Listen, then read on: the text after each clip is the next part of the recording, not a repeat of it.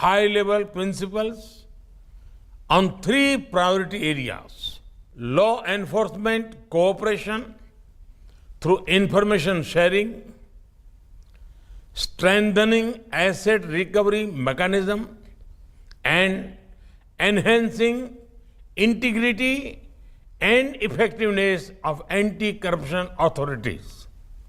I am glad that an understanding has been reached on informal cooperation between law enforcement agencies.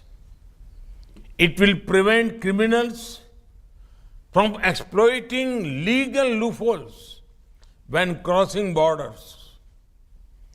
Timely asset tracing and identification of proceeds of crime is equally important. We also need to encourage countries to enhance the domestic asset recovery mechanism. To expedite the recovery of foreign assets, G20 countries can set an example by using non-conviction based confiscations. This will ensure swift return and extradition of criminals after due judicial processes. And it will send a strong signal about our joint fight against corruption. Excellencies, at G20, our collective efforts can significantly support the fight against corruption. We can make a difference through enhanced international cooperation and implementation of robust measures that addresses the root cause of corruption. We also need to give due regard to the role of audit institution in our fight against corruption. Above all, besides strengthening our administrative and legal system, we must foster a culture of ethics and integrity in our value system. Only by doing so can we lay the foundation for a just and sustainable society. I wish you all a productive and successful meeting. Namaskar.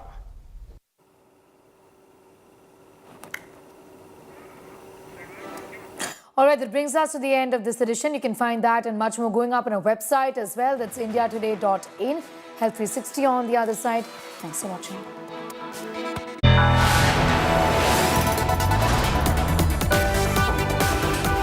You are watching India Today.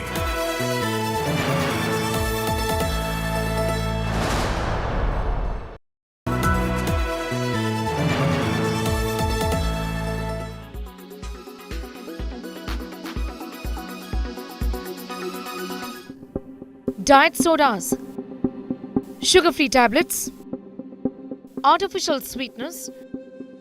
Do all of these give you a sense of assurance that you are staying away from sugar and that these are healthy alternatives? Well, it is not that simplistic as you think it is. Each of these artificial sources of sugar are unhealthy. Let us break this down for you. Diet soda is a go-to for people who love the taste of regular soda but can do without the sugar and calories. An average can of regular cola may contain a whopping 37 grams of sugar, and consuming too much sugar is linked to outcomes like obesity and poor heart health. So it makes sense that you may seek out a sugar-free alternative. But while drinking diet soda does help people reduce their sugar intake, this simple act can also expose a person to other ingredients that may be linked to some other health problems. The acidity in certain types of soda can lead to tooth erosion. Drinking excessive amounts of diet soda made with caramel coloring may result in teeth turning yellow. Some research suggests that artificially sweetened drinks are associated with a greater risk of obesity. If you opt for diet soda that contains caffeine, you may have trouble getting some much needed shut-eye at night. Diet soda is void of calories and sugar. Certain varieties can contain phosphorus in the form of phosphoric acid. This mineral, though important, can play a positive role in bone health, but consuming copious amounts of phosphorus can negatively impact the calcium-phosphorus ratio in your body. When the sugar increases in the blood, that means when the blood glucose increases, then it leads to many comorbidities like obesity, diabetes, fatty liver, then risk of cancer, heart attack also increases. There are mood alteration leading to irritability, then there's sleep disorder, and many more things can happen.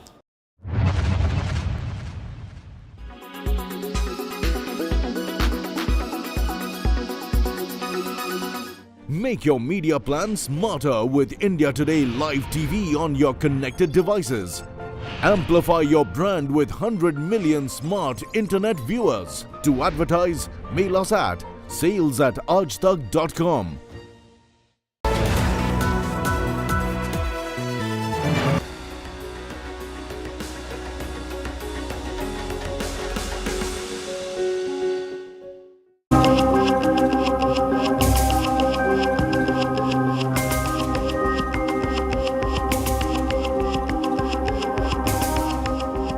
Exhausted, tired, down in the dumps. You can't pull yourself out of bed. You can't wait for the working week to get over. You're feeling tired all the time. Your appetite has gone for a toss. These are symptoms of chronic stress. Undoubtedly, stress is the culprit. In this week's episode of Health 360, we are decoding stress and also offering you solutions. I'm Sneha Murdani.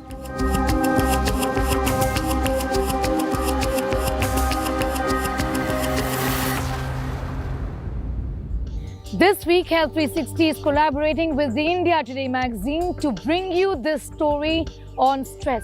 We decode stress. We talk about what are the reasons for stress and what exactly is it doing to our bodies. Stress is turning our lives upside down. Take a look.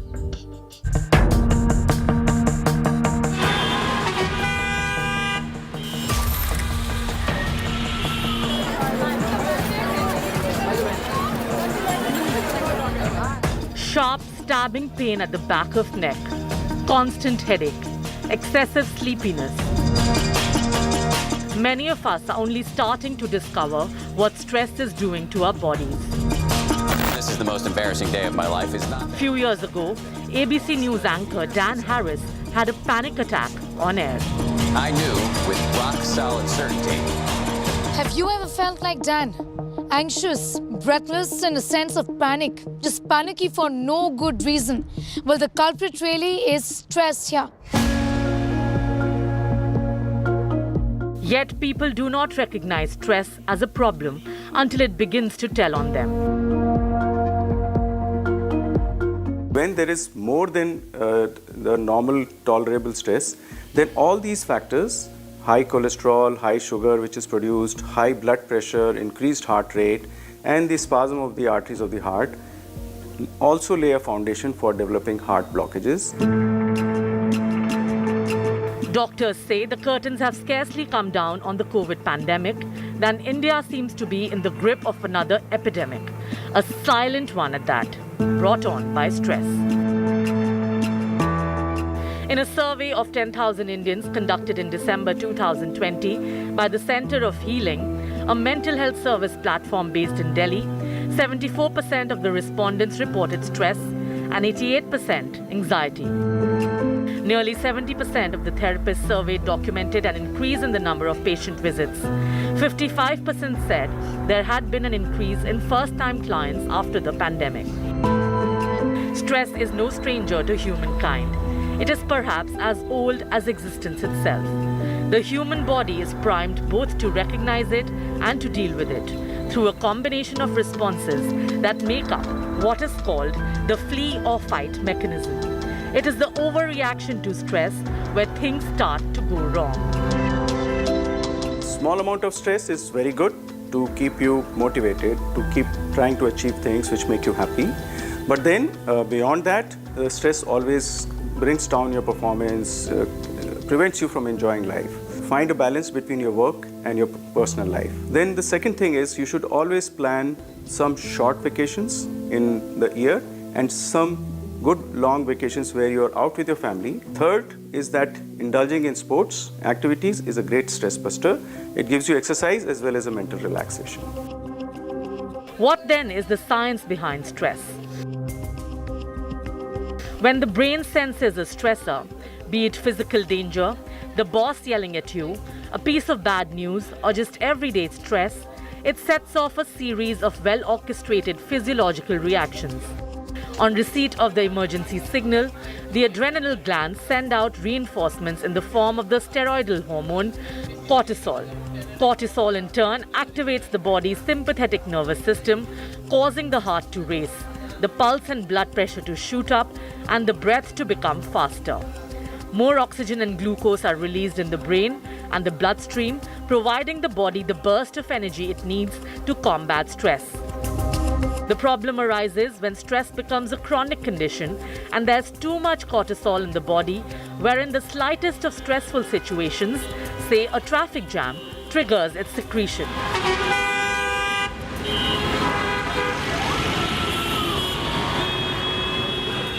Small amounts of cortisol, when secreted in responses to stress, are actually good for our body, for our brain, for our overall health.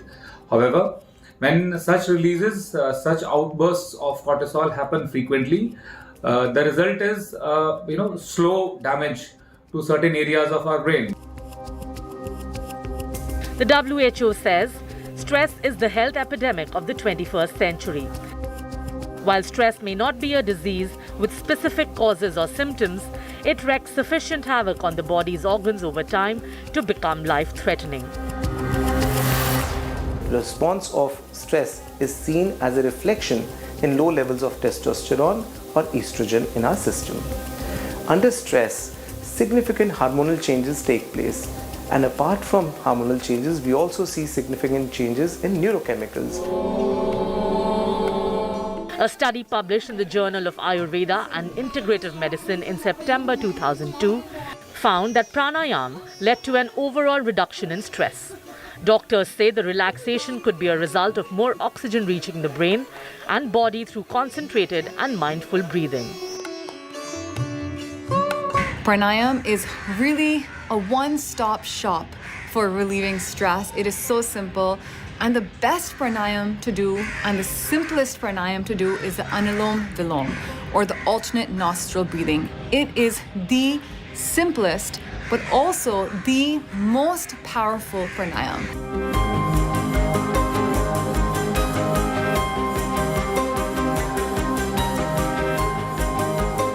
With Sneha Mordani and Sonali Acharji in Delhi, Bureau Report, India Today.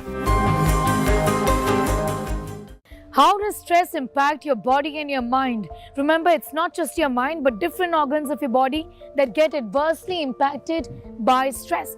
First, let's talk about the brain. Stress, in fact, raises cortisol levels in the body, and that's how it impacts the brain. Also, it can kill brain cells, is what experts have been saying. It reduces the size of the brain as well. It has an adverse impact on the heart, and that's the reason why experts believe there is a rise in heart ailments. It damages the coronary arteries. It also raises the blood pressure.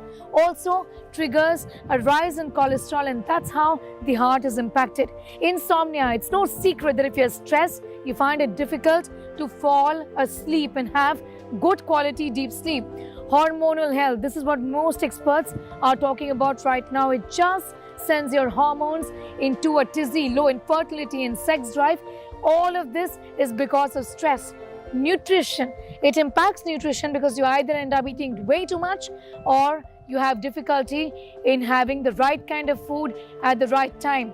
Also, cancer, this is a big impact, a big fallout of stress in our bodies. Stress raises the dormant cancer cells, making them active. Muscles, it reduces muscular mass and also leads to loss of bone density. Why are Indians so stressed? Look at the figures. 74% of the 10,000 Indians surveyed said that they were stressed. 88% of them said they were feeling anxious. The Japanese concept of Shinrin Yoku, or forest bathing, also called forest therapy, is a simple act of connecting with nature. If you feel stressed all the time, then this report is for you. This report is going to transform you into a world of peace and calm through the simple act of forest therapy. Take a look.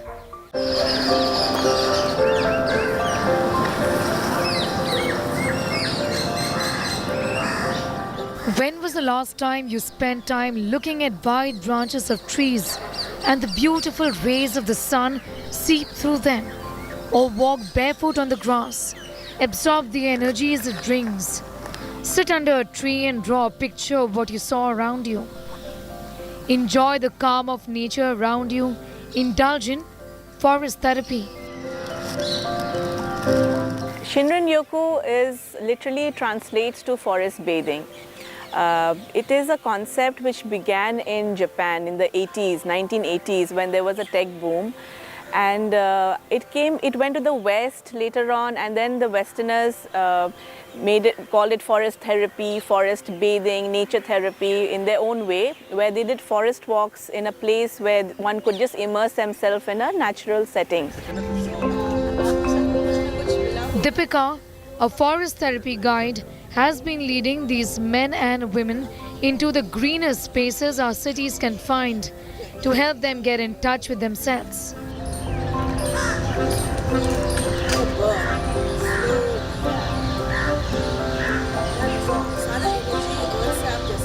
If you look at our own Indian culture, the Gurukul, times when children grew up in Gurukul systems, so I realized that we all are part of nature. Being natural beings, it's in our DNA. कहीं ना कहीं वो disconnect आ गया, हम सब थोड़ी दूर चले गए. In cities, हम लोग बस we are in a different situation or setup where we spend less time in nature and more time doing things indoors now.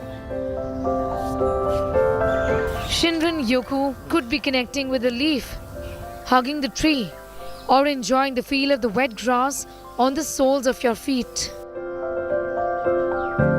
Even if you're going for your morning walks or walk in nature, your mind is elsewhere. It's not there present.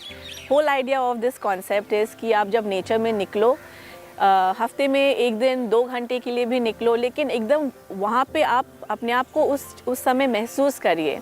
With our 5 senses, क्या feel हो रहा है, क्या खुशबुएं हैं, क्या sounds हैं, चिड़ियों की आवाज़ सुने, हर चीज़ को महसूस करें. While our cooped up lives in cities do not allow us to do what we are naturally meant to do, live with nature, in nature, forest bathing allows this opportunity, and it has a world of benefits. हमें soothing लगता है, calmness आती है, stress hormones go down and blood pressure is more regulated. और people जिसको insomnia की problem है, or people who have inflammations in the body, जब आप barefoot walk करते हो, it really helps with all those diseases. Boxed in city life, endless scrolling and clicking on devices, living in urban jungles has drained us out. A forest bath, even once a week, works like magic. For me, the experience is always very calming. I need it also because I'm constantly either around screens for my business or, I'm dealing with parents. I'm constantly on the phone. So it's very calming, and I have this tool that I can use anytime that I'm, feeling stressed. So I really enjoy it.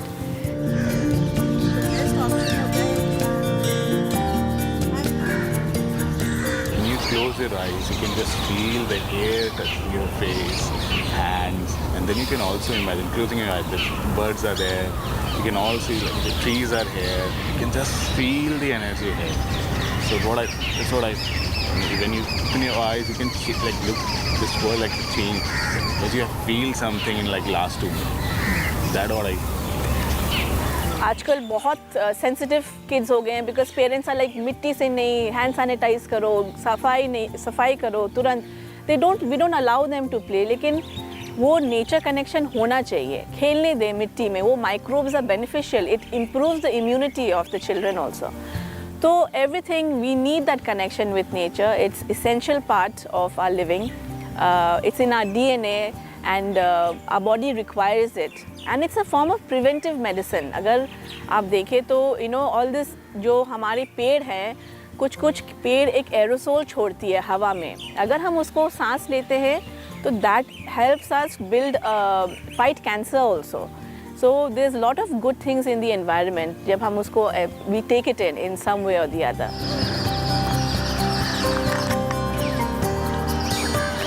Corner of you and fill it with lightness and light. It's time for a quick commercial break here. We'll be back after a short break.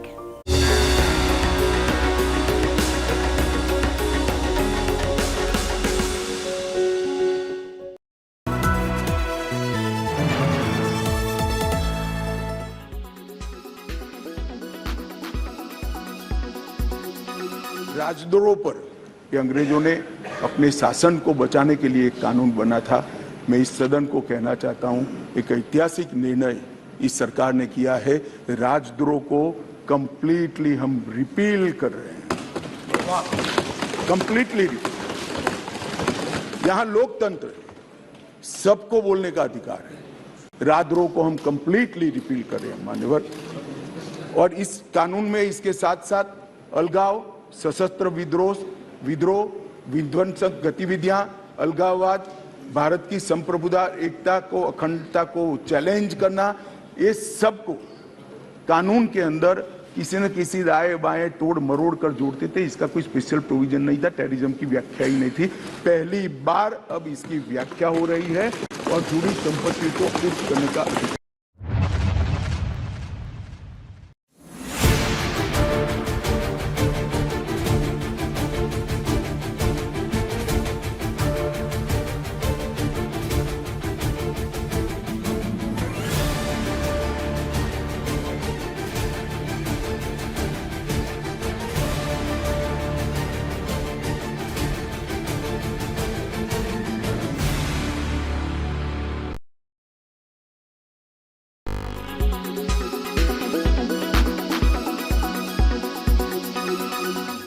Make your media plan smarter with India Today Live TV on your connected devices.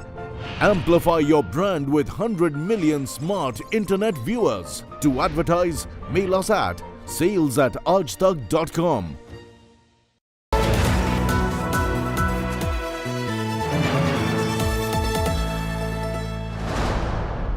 Music happens for a reason. I don't feel anymore. To be free. Feel that.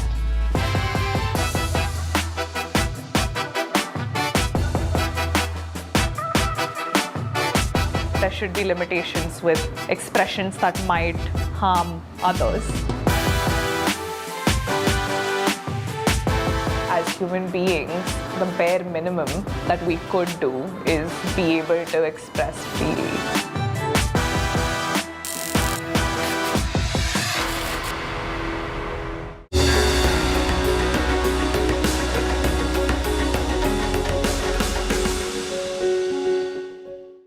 The next time you go to a doctor and your medical prescription reads walking, don't be surprised. World over, there is enough research and more to prove the benefits of this very simple exercise. It is being touted as a wonder drug. We'll tell you why. Brisk when you want to, pick up the pace if you like, slow down if you wish to. Well, as you can see, I'm doing a very simple form of exercise. It is walking, and there are many hidden benefits of walking. I'm here to tell you about all the hidden benefits of walking today.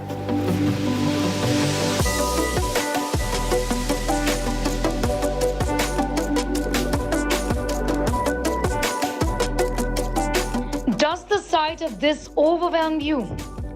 Are you always running out of time and can't make time to go to a gym? Do you feel worried about not getting any physical activity?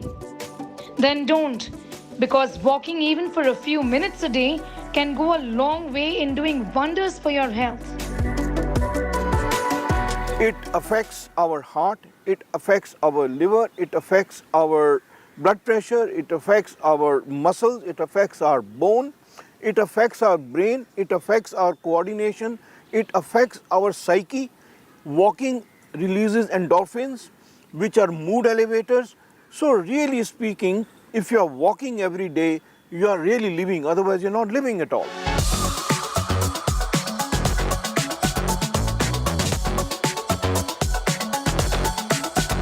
The benefits of walking are many, and it goes beyond getting in some physical activity in. To start with, this is a great way to boost your mental health. So if you're looking to benefit from how you can cope effectively with the situations, the stresses that you have in your life, integrating an activity like walking can be also extremely helpful. Just 30 minutes every single day can increase cardiovascular fitness, strengthen bones, reduce excess body fat, and boost muscle power and endurance. It can also reduce your risk of developing conditions such as heart disease, type 2 diabetes, osteoporosis, and some cancers.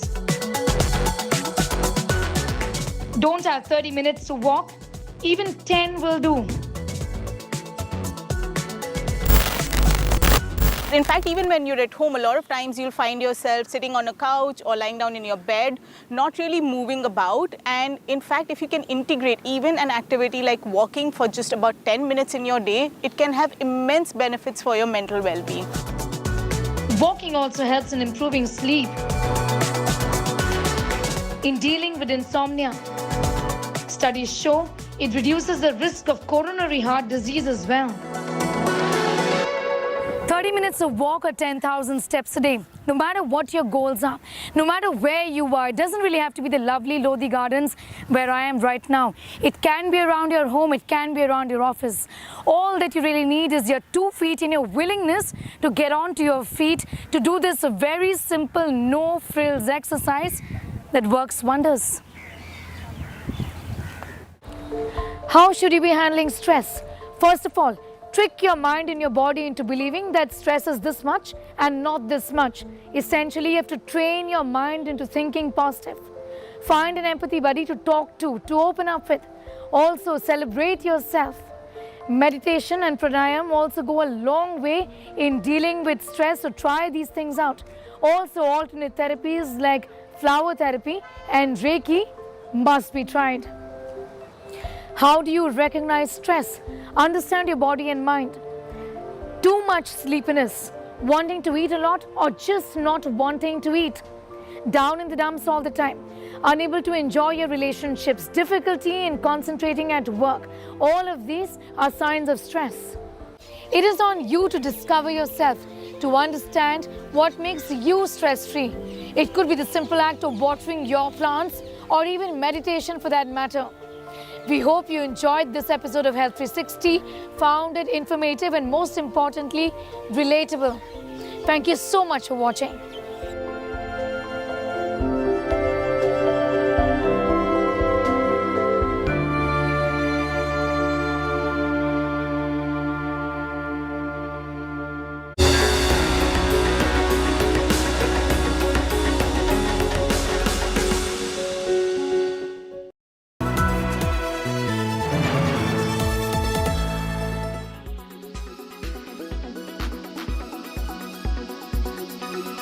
Employee addition has dropped a combined 135% at TCS, Wipro and HCL Tech. This means where the companies had added 31,000 employees this quarter last year, this year they've seen a fall of nearly 11,000 employees. This is in line with the muted financial numbers shared by these companies. Akanksha Chaturvedi gets us a deep dive into this trend. A closer look. Akanksha? That is right, Abha. Hiring across major Indian IT companies has dampened in Q1 FY24 as compared to the year-ago quarter. If we take a close look at the numbers, we see that TCS only added around 500 people to the company in Q1 FY24, while this number was over 28 times bigger last year. TCS added over 14,000 employees in Q1 FY23. At Wipro, this trend seems to have worsened. In Q1 FY24, Wipro's headcount actually reduced by around 8,000 employees, while in Q1 FY23, they had added over 15,000 people to the organization.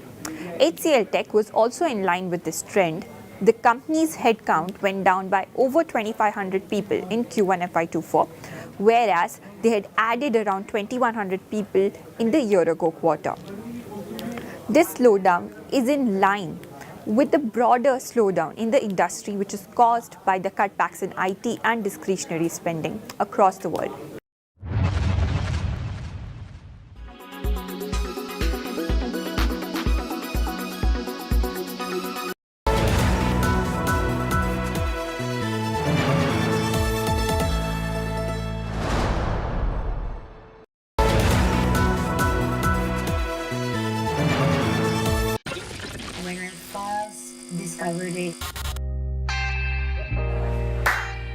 Did I answer your question or I went in circles?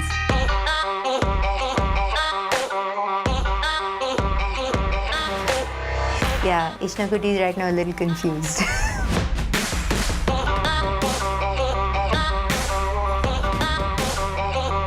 Are we really able to express, or are we just kind of stuck in this system that is making us think that we're expressing, but we're not actually authentically expressing?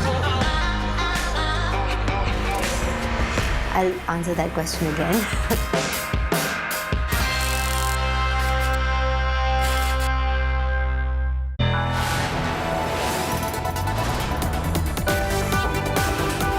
You are watching India Today.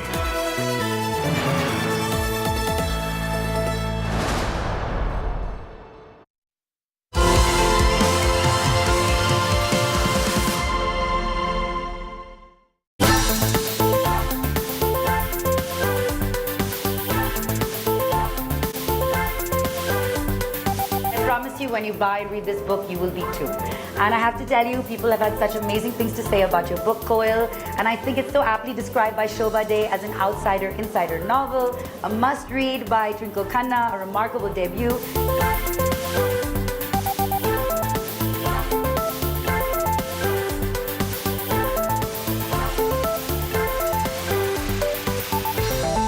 First of all, I would really love to welcome you all and thank you so much for being here. It means the world. It is so hard to write a book and pour it out on the pages where you can no longer go back and edit and change what you wrote like you can on social media. When it's out there, it's in print, and it's a labor of love. So please, one more round of applause for Koil for this fantastic, beautiful debut.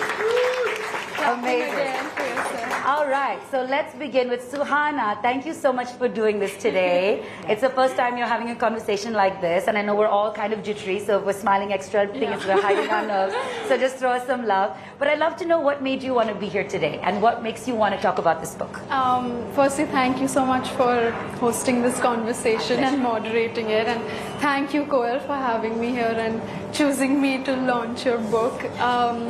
I think what I loved about this book was that the writing, the way that you've written this book, it's so accessible, yet it's full of contradictions. And even the characters, they're so flawed and so real but relatable at the same time. But what I think I loved the most and what resonated with me the most was that at the heart of it, this book is about friendships.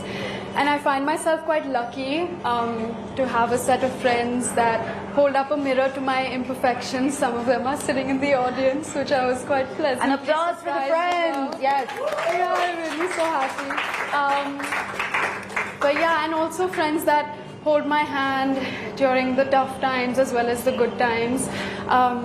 And what I find beautiful about friendships is that friendships defy logic. They can come from anywhere. Koil and I are friends. We're not from the same generation. What do you mean? What did she mean? Sorry.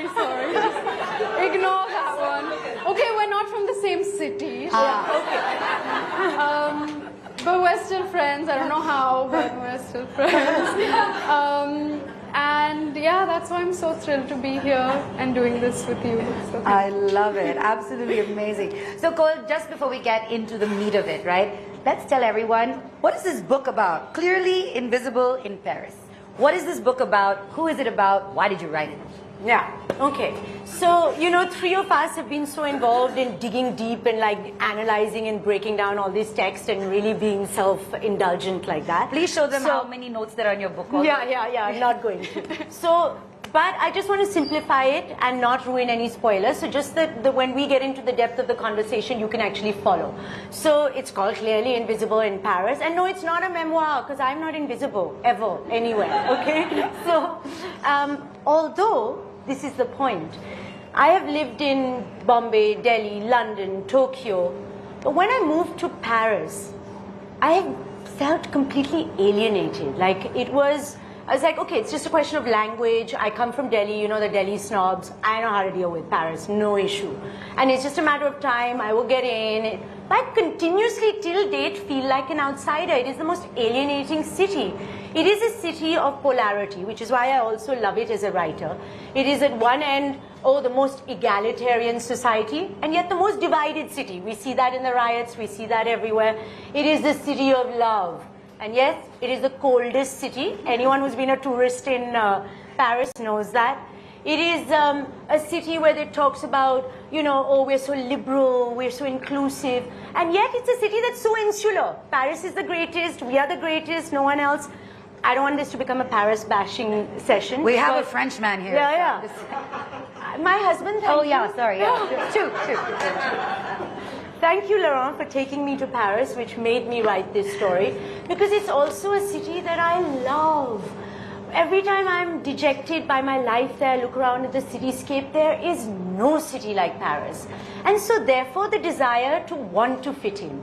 And it wasn't just me, everyone that I was meeting around me had a similar story to tell, like amazing, fabulous women, men, who were all just trying to fit in. We were outsiders. And you don't normally think of immigrants as people like me, you know, you just don't. You think of them as people standing in a line and refugees or poorer or different, different socioeconomic background, but I'm an immigrant.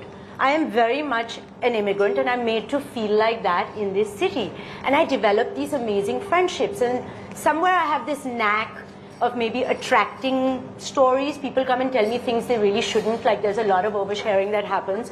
But there is, what can I say, strangers, friends, all kind of things. And it all fed into me, and then one day I was writing this story about odd friendships that see you through. And at the end of it, I don't want to ruin anything more, I'll tell you a little bit about the characters, but it says Clearly Invisible in Paris, and there's a big point in it that, you know, who gets to be Parisian, who doesn't. And I have to say, I'm very happy to be, finally, after all this trying, to be very happy to be an Indian in Paris, right? That is something that I have finally owned and gone, I am Indian in Paris, I don't want to be you Parisian people. So the story is about four very disparate women. One of them is Neera, who is an Indian socialite who moves to Paris because she gets married to an aging French movie director, producer. But she can't adjust to her life because she has so many issues of her own, which when you read about her, you're like, what is your problem in life? But that's the problem. She has nothing to complain about and everything to complain about. The next character is Roselle, who is a Filipina housemaid who escapes the clutches of her Kuwaiti employer, who basically thought that being an all-rounder means being a slave. And then you have Dasha, who's a barely 17-year-old Russian who's insta-scouted from a tiny little village in Russia, who comes to Paris to want to be a supermodel. And you have Violet, who is this burlesque dancer from Senegal. She's a transgender woman. She is fabulous in every way, but she is broke.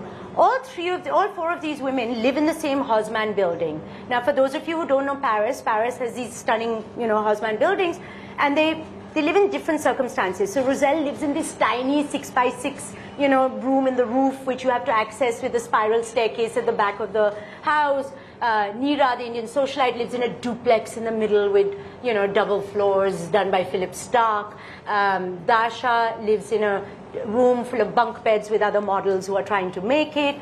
And Violet lives in the ground floor next to the lift.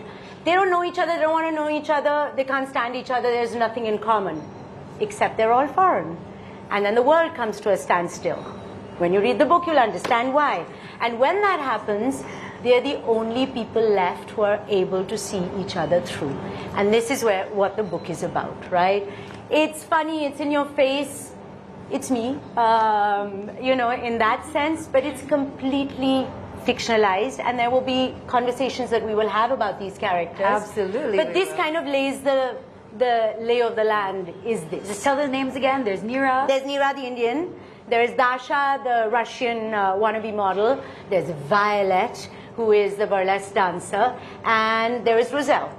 Meek little Roselle. Amazing. Yeah. So one of the things I loved in all our conversations, and honestly it was such a delight to hear because we are on these multiple email chains, was that when Suhana was doing the notes, because she's like a reader herself and really deeply invested into it, taught you insights about your writing that you didn't know. And that's literally the highest compliment all the writers here would know, is when someone points out something that you didn't do on purpose, maybe, or didn't realize you did.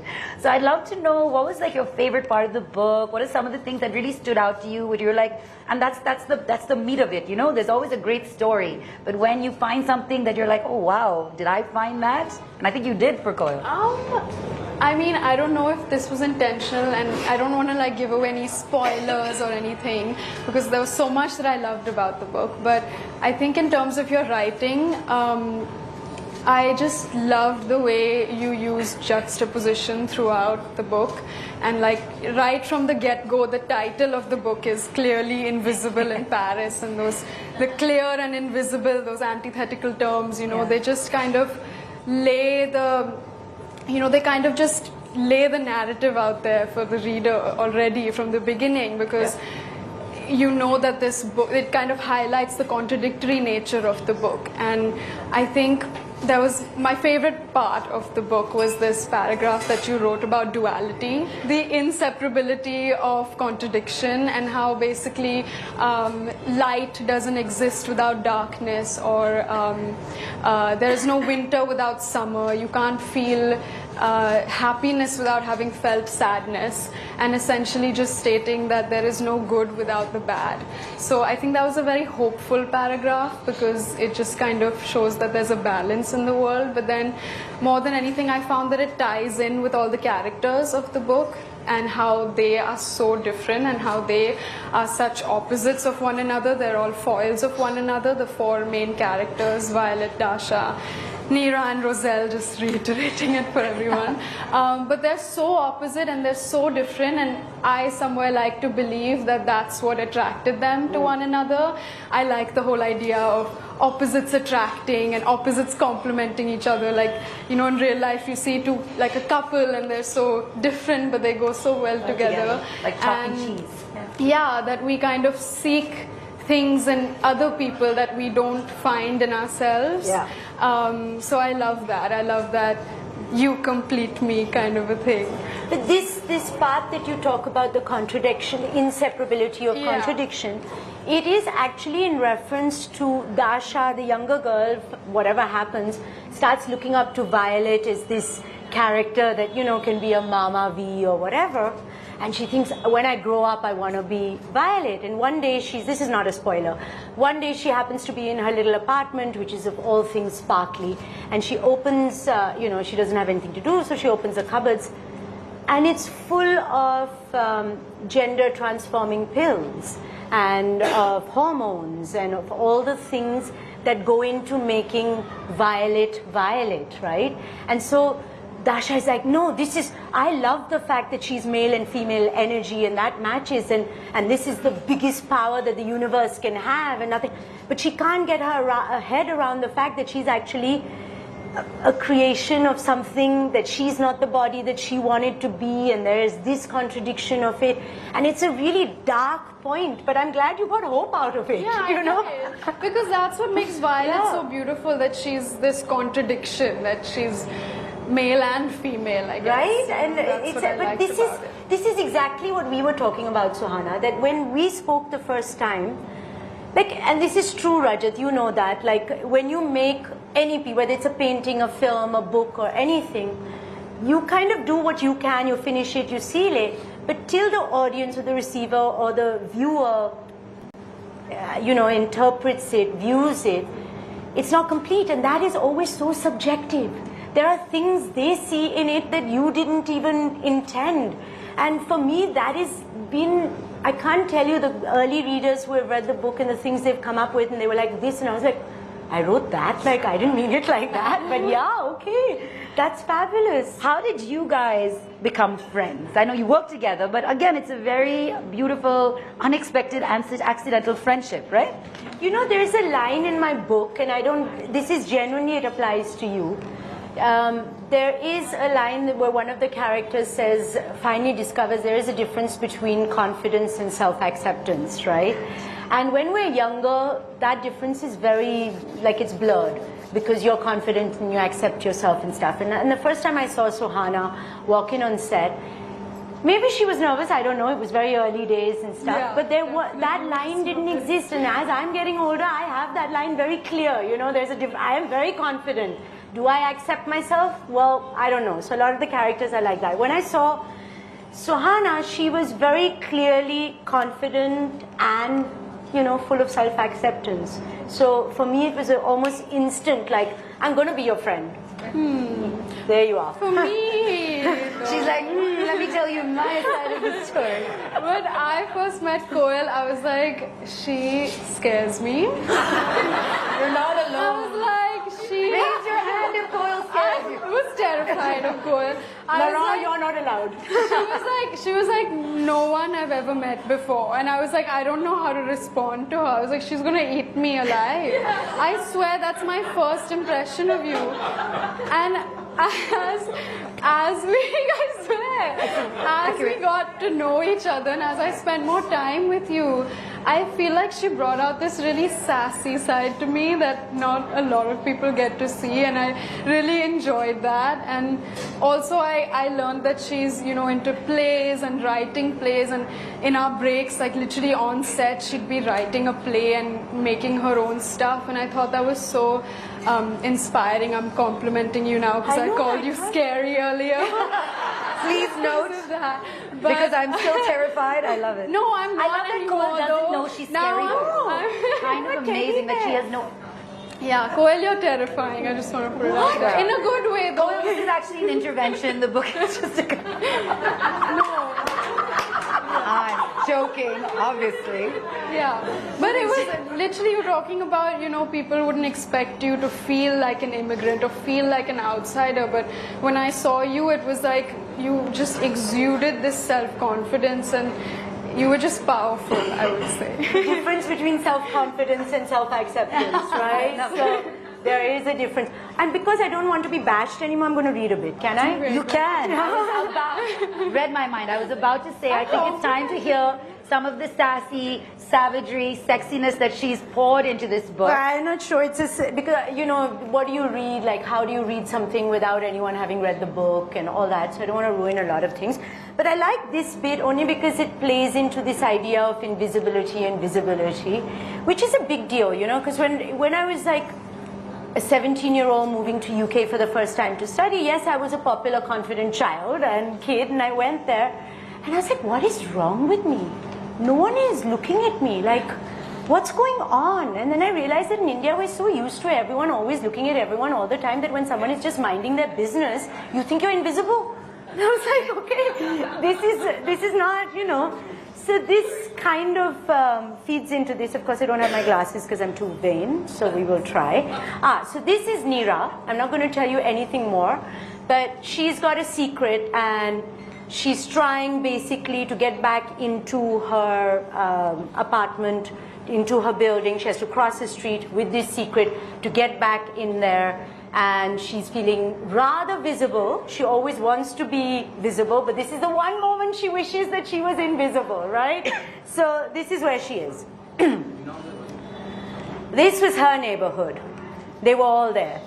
The boulanger with his big bay window flaunting his assortment of artisanal viennoiserie and his contempt for those who ordered the wrong pastry at the wrong time of the day. By the way, this has happened to me all the time. Order a croissant in anything but the morning and you've had it, right? The dry cleaner who made it clear that she preferred chatting with her gang of delivery boys than attending to dirty clothes. And the Tunisian guy from the overpriced fruit shop. All of them insisted on greeting her every time she passed. This peculiarity of Paris, constantly saying hello and goodbye to everyone, only to render them invisible straight after, had always maddened her. What purpose did politesse serve when you had no intention of actually acknowledging a person or their needs? In Mumbai, you never bothered with salutations. You just cut to the chase. And no matter how hard you tried, you could never be invisible. There was always eyes on you. And there was always someone more than ready to dive into your life and impose their assistance. Though she was nothing more than a bonjour to these vendors on most days, today she was sure that they would notice her and her secret. I love that there's so many notes in yours, Suhan. I would love to know one of your favorite bits, and if you would love to do a reading for us. It's so interesting also, as I'm hearing you and the characters are coming to life so beautifully, we all read books in our own voices, right? And it's so interesting how you picture, that's why the movie's never as good as the book, because your imagination is that theater of the mind. So I would love to hear one of your favorite bits. I think my favorite part of the book is, I think it's between Neera and Violet, and Neera they're talking about home and how they don't belong in Paris, and how they don't even feel they don't even feel like they belong in their own home, wherever they come from. And I think Violet says something like, home is nothing but two arms holding you tight. She does know all the words. When you are at your worst. And I think that was such a true statement, because I've studied in the UK and New York as well, and I feel like it wasn't the place, it was more the people that kind of made it home, and the friendships that I made. And you have your own immigrant story about this as well, right? I wouldn't say I was really an immigrant at all. Outsider story. I was in boarding school, and I went when I was 15 years old. I left home when I was 15. So I think that was very scary, because it was definitely a culture shock. And I think it took me a while to feel at home. And when I did, it was because of the people there, and how their friendship and their love made me feel seen when I kind of felt invisible. Cole's gonna cry for sure. I am going to cry. So yeah, I really resonated with when Violet said that about home feeling like a person more than... I love that. There's another line where this is the moment that they met, not to spoil it, but there's a line that you write that says biryani brought them together, or biryani brings people together. And that's how that was their kind of first meeting, like their first meal together was Neera cooked them some biryani, and they all were kind of eating biryani together. And when you wrote that, I got so excited, because it's my favorite food, and I need that line on a t-shirt, because I was so There you go, your book merch is ready. Who wants a t-shirt that says biryani brought us together? I'm in for that. Let's do it. Biryani brings people together. That was You're my right. favorite part of it. Oh yeah, but that is, I have to say, I loved writing that part, because there's a flood that happens. It's all happening in the same building. No one is there except these 4 women. They don't know that they kind of exist even. Everyone's busy. I don't want to ruin anything for you about that, but they're all busy. Neera is a bitch. I mean, she's really awful, right, to everyone and everything, but she's alone. And for whatever reasons, and then because these women are helping her with the flood, she's like, I made biryani, and that's not a dish you eat alone, and it's literally like that. And then eventually when you sit and you eat, they become buddies. All right, a vote of thanks. Yes, I'd like to thank obviously these 2 wonderful women out here, Miss Malini, although I always call you Miss Malini. Miss Malini, always Miss Malini. Malini, thank you. Thank you for, before we started today, I was like, oh really, where do I need to sit? I suddenly went into panic mode. I have done this hundreds of times, but when you're doing it for yourself, I'm like in panic. And she's like, I got you, babe, I got you. And this is friendship, right? And Suhana, who has come out of, just stepped out of her comfort zone to be here with me, and you look so comfortable. Thank you. Thank you, Suhana, means the world. And we did, I wrote in her book, can I share that? Yeah. I wrote in a book that we are now tied by destiny, because she is helping me launch my debut novel. and she did her first ever shot on film with me. So we are tied by destiny. So thank you.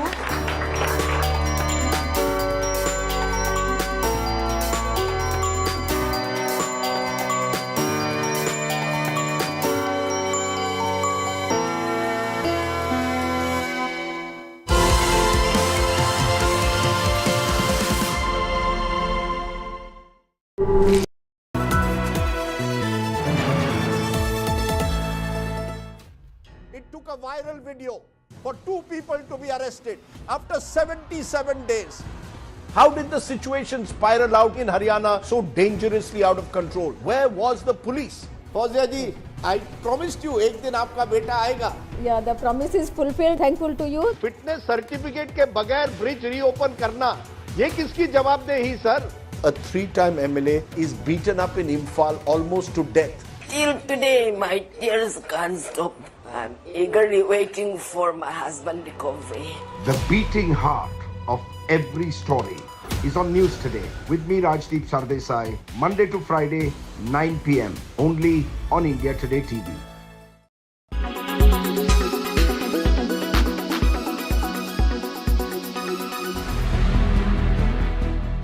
Days after a war of words broke out between the YSRCP and Pawan Kalyan camp over the funding of the movie Bro, the actor's brother and superstar Chiranjeevi has added fodder to the fire, asking Chief Minister Jagan Reddy's party to focus on governance.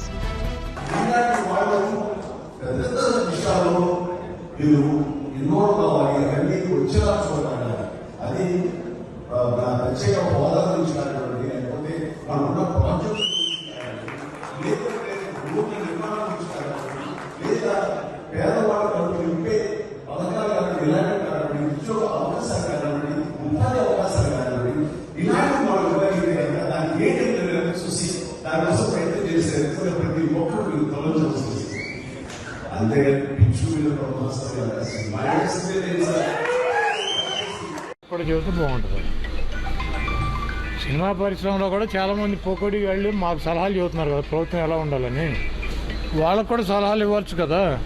మనకెందురా బాబు ఇవన్నీ మన ఇండస్ట్రీలో డ్యాన్సులు ఫైట్లు వీటి గురించి action గురించి మనం చూసుకుందాం అని వాళ్ళకు కూడా సలహా ఇస్తే ఇద్దరికి ఇస్తే బాగుంటుంది కదా. విశ్వప్రసాద్ టీజే గారు ఈ రకంగా బ్లాక్ మనీని వైట్ మనీగా చేసి సినిమాల ద్వారా తీసుకొచ్చి పవన్ కళ్యాణ్కి ప్యాకేజీల రూపంలో ఇచ్చేటటువంటి ఒక కుట్రపూరితమైనటువంటి పరిస్థితులు కూడా కనిపిస్తా ఉన్నాయి. దీని మీద కూడా The YSRCP Minister Ambati Rambabu's comments set off a political storm in Andhra Pradesh with his twin attack on the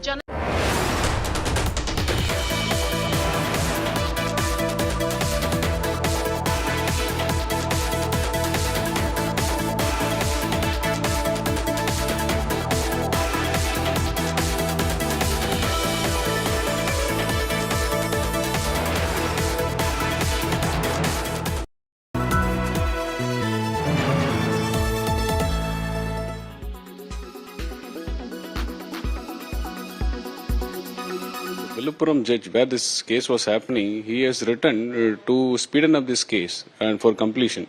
Wherein this case is now transferred from Viluppuram to Vellore on administrative order. Any matter, wherever the case is being contested, it is on merits, and the judgment is going to happen on merits. And what is the reason to shift the case from Viluppuram to Vellore for no reason at all? So there are many such incidences which has given a shoddy image on the entire process of judicial process. I think now the damage control exercise has started, and we hope the justice is delivered soon. This is a welcome move by the Honorable High Court, and people are feeling very happy that justice still prevails. So I think next to Senthil Balaji, in line, Mr. Ponmudi should be dismissed. But we don't expect that to happen because Mr. Stalin is very adamant to carry on with Senthil Balaji and Mr. Ponmudi.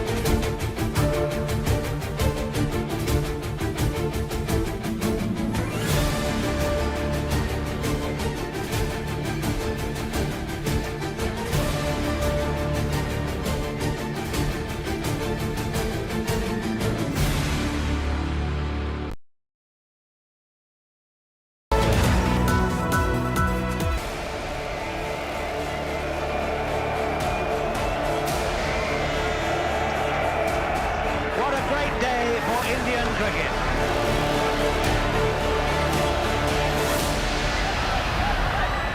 Hello and welcome to another episode of World Cup Rewind. This time we're looking at the 1999 World Cup. So after taking a full circle of the planet Earth, the World Cup returns to where it all started. You saw the first three editions in 75, 79, 83 in England. After that it went to the Indian subcontinent via Australia. After 16 years, it comes back to England, and after the ball getting a lot of hammering in India in that tournament that happened across India, Sri Lanka and Pakistan, where you had pinch hitters, they became very fashionable, in vogue at the time. Now was the time to bring some balance back into the game. So the bowlers were craving to be playing in conditions like in England. For once, now you had green pitches. In fact, green pitches were a thing in those days. It's no more a thing in England now, where you get flat batting tracks. So green pitches, lots of rain around, reserve days, and that balance restored. You know, Nikhil, 1999 was the last World Cup of the century. And it had come back to England, where it all started. And you're absolutely right. In India, when you score 300, you're never safe in a 50-over game. In England, if you score 250, you have a competitive chance depending on conditions. England is the one place in the world, and we saw it in the Ashes series with Australia also recently. It's not just what you see on the ground, the pitch, it's also what's happening in the sky.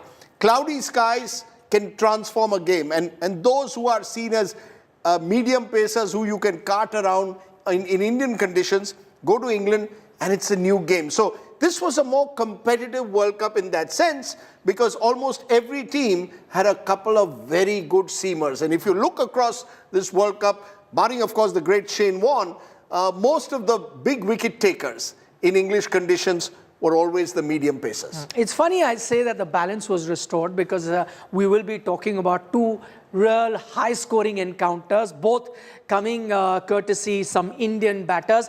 But let's now turn our attention to India's campaign. It wasn't a great World Cup for India. It started off when you lost to South Africa. That was a close game that was played in Hove.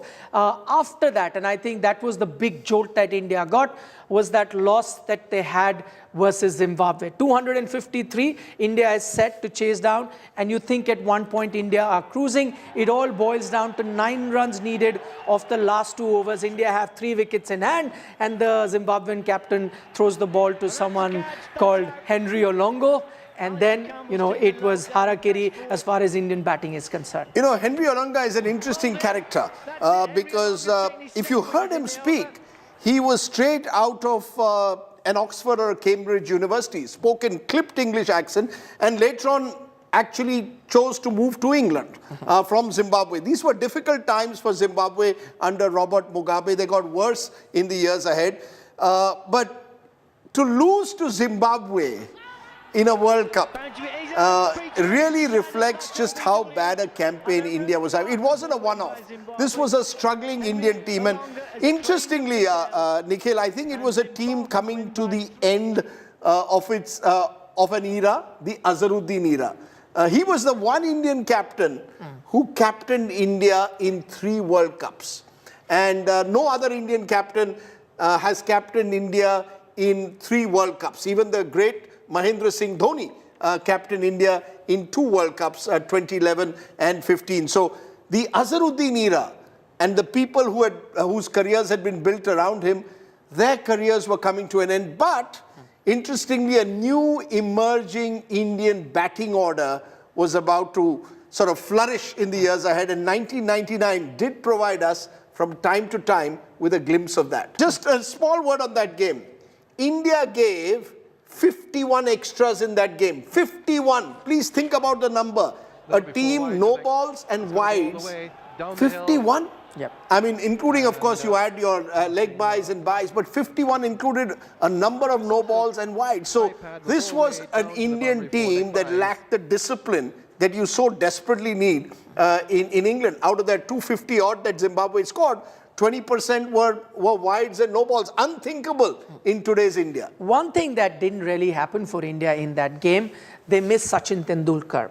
Unfortunate tragedy that happened on the eve of the Zimbabwe game. He gets to know that his father is no more, has to fly back to India. I mean, that was really that time that, Sachin Tendulkar, we saw him emotional, comes back, plays that game versus Kenya, where India go on to score 300 plus. He gets 100, but you could see an emotional Sachin Tendulkar on the field. To lose your father in the middle of a World Cup it cannot be easy. And then to fly back, almost all on your own back home, and then come back to play that World Cup and score 100 against Kenya.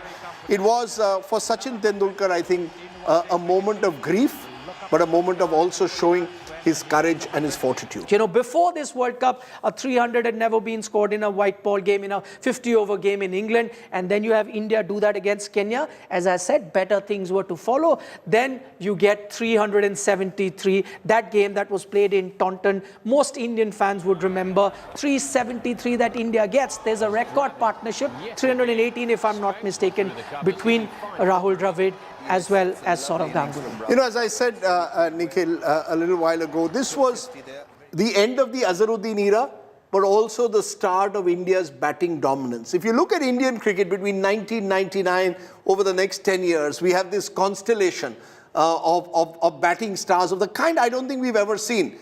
Saurav Ganguly, who scores 100 in that match against Sri Lanka, in partnership with Rahul Dravid, who also scores a big 100. So you've got the start of the Ganguly-Dravid era, both batsmen who enjoyed remarkable success in England from the very time they started in their opening test at Lord's together. Yes. You have, of course, Sachin reaching slowly towards the pinnacle of his batsmanship. He's 29. This is the age where batsmen are reaching another level. And you have the hope that a new generation will join them soon, which is, of course, Lakshman and Sehwag, who joined them later. But the 1999 World Cup exposes us to the possibility that we are no longer just dependent on Sachin Tendulkar. We have in Ganguly and Dravid, both of whom have great World Cups, new heroes in terms of their one-day skills. And both were terrific one-day players. Just another point, when you mentioned the Kenya game, Tendulkar scores that 100, he looks to the skies. Yes. He sees perhaps Ramesh Tendulkar smiling at him and telling him, this is what I always wanted. And watching that, your hair really stands still because, it is emotional. When Sachin scores 100, you sort of cheer with him. When Sachin scored 100 in that World Cup, you almost cried with him. Well, that's true. And then the Indian juggernaut was indeed, rolling on from there. And that one thing that India started in 1996, that is to have a stranglehold over the Pakistan team, to have a wood over the Pakistan team. It started in that quarter-final in Bangalore that we spoke about in our previous episode. That continued in this 1999 World Cup. Yes, Pakistan did go on to reach the final, but once again, as it happened in 1992, where then Pakistan are defeated to India, but win the title. Here they go to the final, but lose to India in that crucial game. In that, it is the Indian team which is dominated by those fast bowlers. 5 for Venkatesh Prasad. There are 3 wickets for Javagal Srinath. Anil Kumble picks up 227 is what India gets. Not a big total. 60 odd for Rahul Dravid. I think 50 odd for Mohammad Azharuddin. From there on, you think Pakistan could chase that, but they go on to lose this game by 47 runs, 180 all out. This was a famed Pakistan batting lineup too. You had Saeed Anwar, you had Shahid Afridi, you had Ijaz Ahmed, Salim Malik, Inzamamul Haq thrown in there. So, stalwarts, but 180 all out. I remember asking Wasim Akram this when we were doing a TV show with him. What is it about India, Pakistan and World Cups? And he said, I have no answer. I said, is it pressure? He said, no, it's not pressure. It's just that psychologically, when one team has won a series of matches in a particular tournament, they go into the match with a greater sense of confidence because they've done it previously. And he likened it to Sharjah.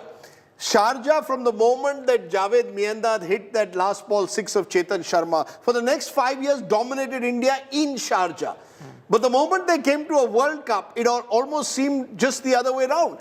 This was a new generation of Indian players. Many of them had not played, let's say, in 1992, but they stepped onto that field against Pakistan, feeling that they could beat the Pakistanis. And the Pakistanis somehow actually seemed to go into their shell, strangely enough, when they played a World Cup against India. Any other tournament, they were as good as us and would often beat us. But in a World Cup, something went wrong with the Pakistanis. But from there on, India failed to then make it to the semi-final. That was also down to the format, something that we'll discuss as we go along in this episode. But what India will remember of that World Cup was the highest score, individual score, 183 to Saurav Ganguly in that game that he played.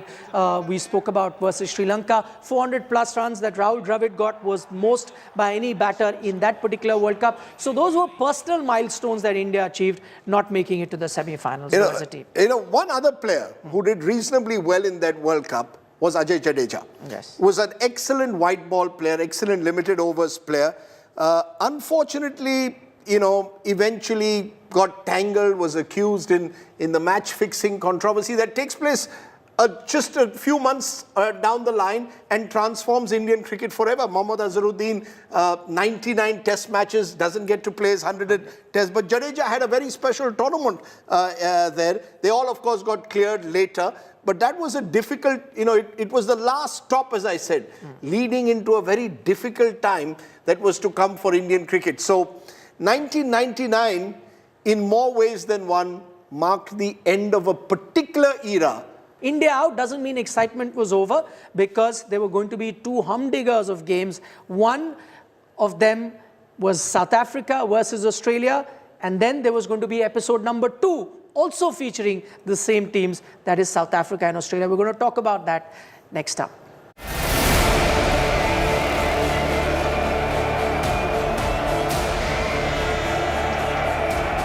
What a great day for Indian cricket.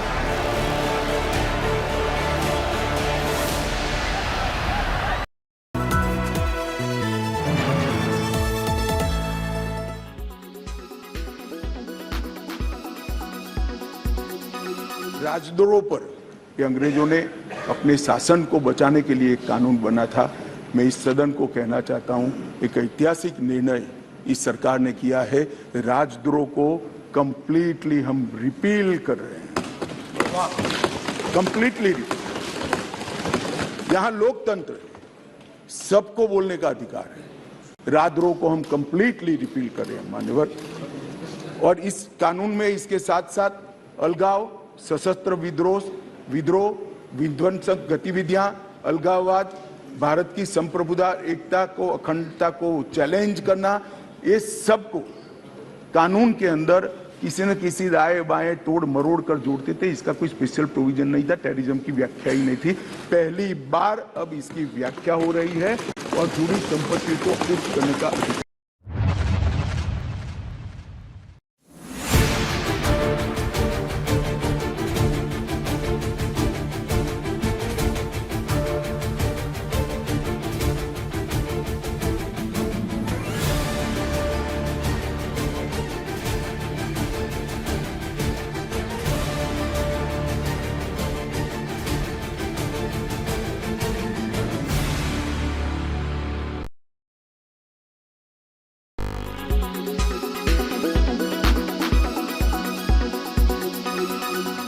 Make your media plan smarter with India Today Live TV on your connected devices.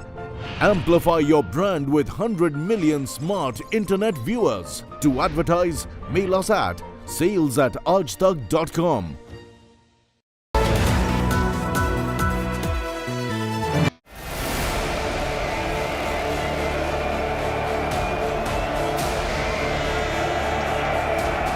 What a great day for Indian cricket.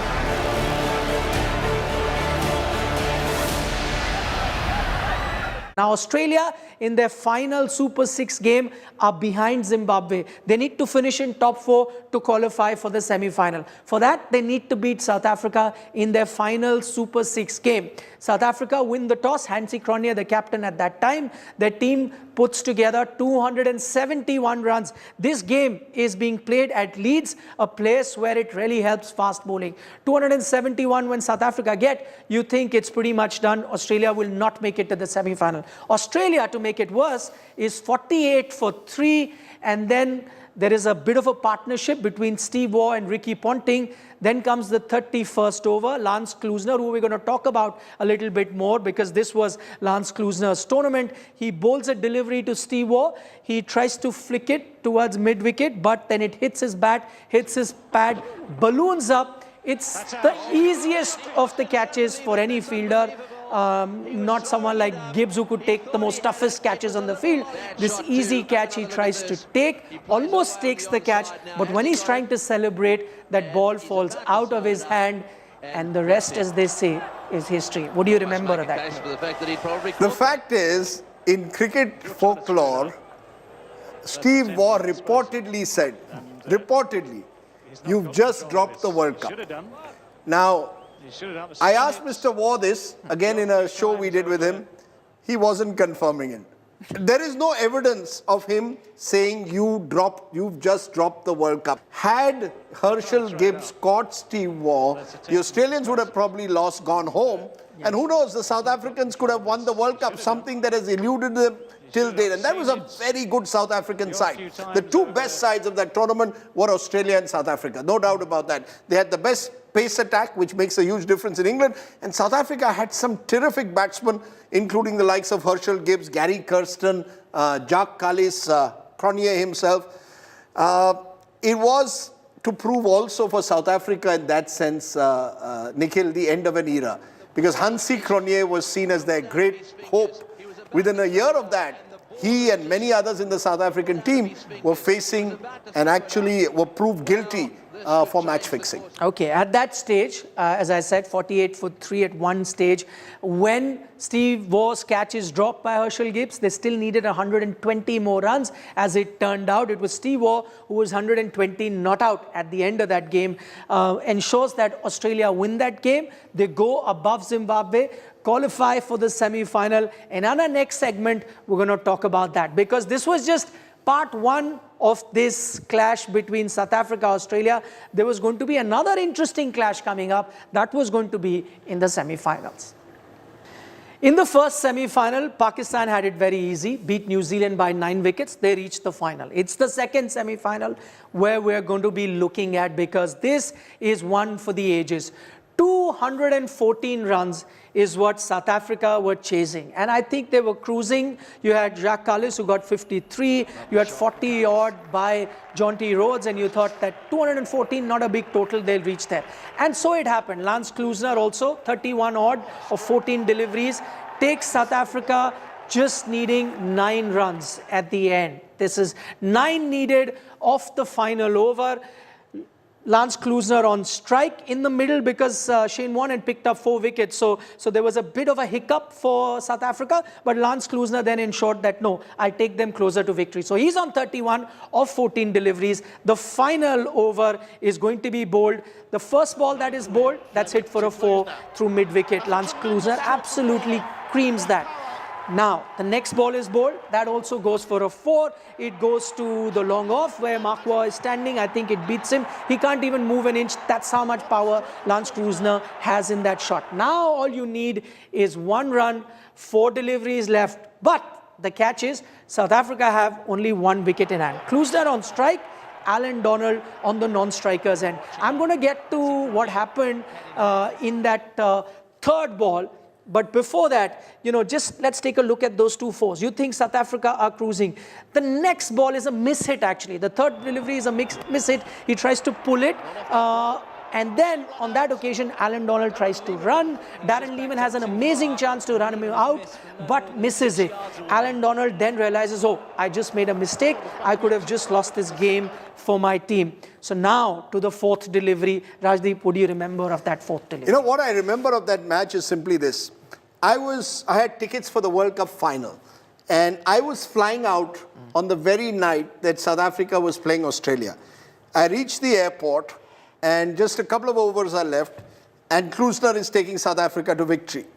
and I'm mentally prepared for a South Africa-Pakistan final, which perhaps was not what I was looking forward to when I had got a ticket to the final. I had been hoping Australia versus India, as we always hope a final will be. So you're watching, sitting on this, at the airport lounge. Klusner is in the zone, and I think somewhere what happens sometimes is pressure. You can be the greatest cricketer in the world, and Alan Donald was one of the greats of South African cricket. Klusner was having the tournament of his life, hits the ball to mid-off, yes, and takes off in the belief that he's taking South Africa to victory. Donald, simply because of what's happened in the ball previously, doesn't want to leave his crease. He is also, remember, number 11. So number 11 batsman, you will often see run-out mix-ups. The Australians sensed their opportunity. They brought the field in, and lo and behold, Klusner and Donald are on the same end. And that one moment of madness, and it can only be called that, moment of madness, moment of extreme pressure, run out. I think Lance Klusner has to take even more responsibility than Donald, because you're the guy who's striking virtually every ball for 4. Why do you need to take a single at all, a risky single? Well, that is something that a lot of people have spoken about, because there were still 2 deliveries to go, and the form that Lance Klusner was in, he could have very well hit a boundary in those remaining 2 deliveries. Lance Klusner then many times has said probably he should have been a bit more patient. He should have just remained on the crease, but that is something, where you're looking back. For him though, this tournament was a tournament to remember. He got, 200 plus runs in this tournament. In fact, many thought that because he was batting so aggressively, if you ask anyone today what would his strike rate be, most people might say must have been 200, but it wasn't. His strike rate actually in the tournament, and I looked it up, was around 120. But 120 in those days was absolutely outstanding. So he got 200 plus runs at a strike rate of 120, was declared the player of the tournament, and this was the only time in a World Cup where a member of a team that hadn't gone on to win the World Cup was given this player of the tournament. The only other time this happened was Martin Crowe in 1992, and this is the second time this happened. But it was a great tournament for Lance Klusner. Unfortunately, this was the game, this was the tournament where that word stuck on with the South African team, chokers, and it just did not leave them from here on. The final then was expected to be between 2 teams that were the standout performers in this tournament. It was Pakistan on one side with a very well balanced team, and then this Australian team which was going to go on to rule world cricket for a very long time. But the final didn't quite turn out the way everyone expected it to be. That's what we're going to talk about up next. Now, Rajdeep and I are standing at the Lord's Cricket Ground, the mecca of cricket. This is a ground which has seen many a historic battles take place, many a memorable games.